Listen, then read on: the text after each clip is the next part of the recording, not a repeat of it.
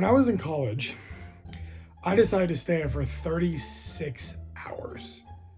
36 fucking hours. So, my idea was, at the time, I was going to college up in LA near Hollywood for film.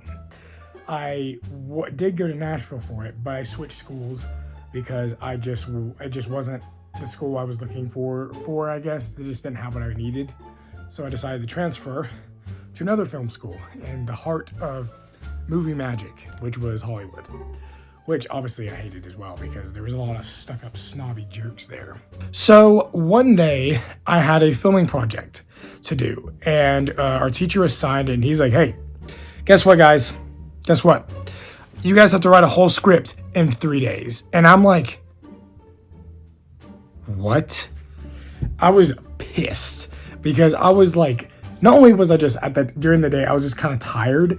I was just like, 3 days? That is hard to write like a 7-8 page script in 3 days, because it's not like writing a book or a short story or a poem or whatever, because there's very certain techniques. You need to not only have dialogue, you need to have like settings, you need to have like camera angles, all that kind of stuff, figure out what angles make sense. There's a lot that goes into it. How the editing is going to work. It is fucking, it's a pain in the ass, basically. One night, I decided to do it all in one night. My genius idea was to do that.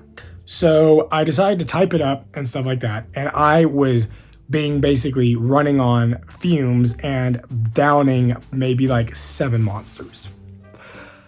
By the time I finished the script, it was about 4 a.m. and I was like, oh shit, I gotta get up to go to class at like 8, and my class starts at 9, so there's no point in sleeping. So I just stayed up and played video games and watched YouTube, and at that point I got dressed, I got showered, ate breakfast, whatever, took the public bus to the college. So by the time I got there, it was around 9 a.m, and at that point I had been up for about 28 hours, about 28 hours. And so I was buzzing. I was just like so out of it. My mind was not there, whatever. Luckily, the script wasn't due on that day. It was due, I think, on a Friday or something. But he gave it the assignment on a Tuesday.